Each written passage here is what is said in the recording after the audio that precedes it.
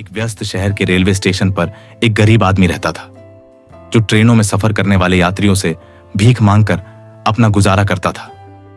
हर दिन वह प्लेटफॉर्म पर इधर उधर घूमता, लोगों से कुछ मदद मांगता ताकि अपना पेट भर सके।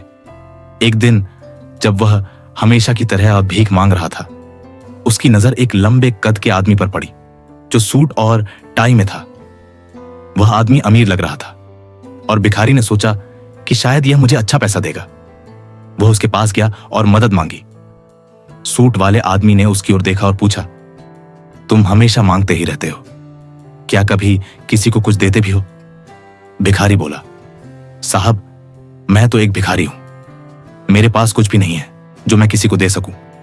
मैं तो सिर्फ लोगों की दया पर जिंदा हूं। उस आदमी ने सिर हिलाया और कहा, जिंदगी लेन देन पर चलती है।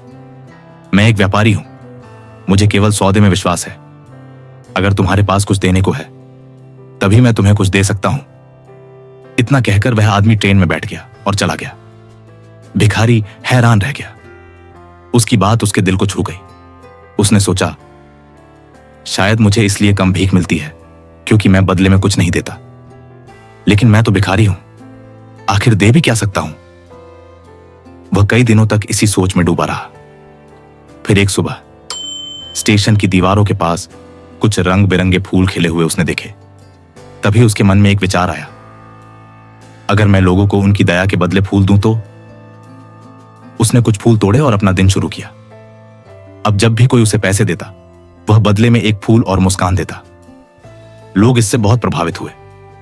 धीरे धीरे उसे केवल दया से नहीं, बल्कि उस फूल को पाने की खुशी में भी भीख मिलने लगी।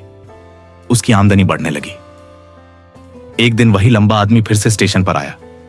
भिखारी ने उसे पैसे देने पर फूल थमाया। वह आदमी मुस्कुराया और बोला, वाह, अब तुम भी मेरी तरह व्यापारी बन गए हो। उसकी बात ने भिखारी के दिल में एक चिंगारी जला दी। उसी रात वह आसमान की ओर देखकर बोला, मैं भिखारी नहीं हूं, मैं एक व्यापारी हूं। 6 महीने बाद स्टेशन पर एक स्मार्ट और आत्मविश्वासी आदमी सूट पहनकर खड़ा था। उसी लंबे आदमी से उसकी फिर मुलाकात हुई।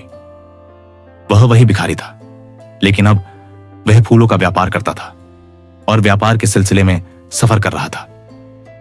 आपने मुझे सिखाया कि देने का मूल्य क्या है और खुद पर विश्वास करना कितना जरूरी है, उसने कहा। लंबा आदमी मुस्कुराया और बोला, तुम कभी छोटे थे ही नहीं, तुम्हारी सोच ही छोटी थी।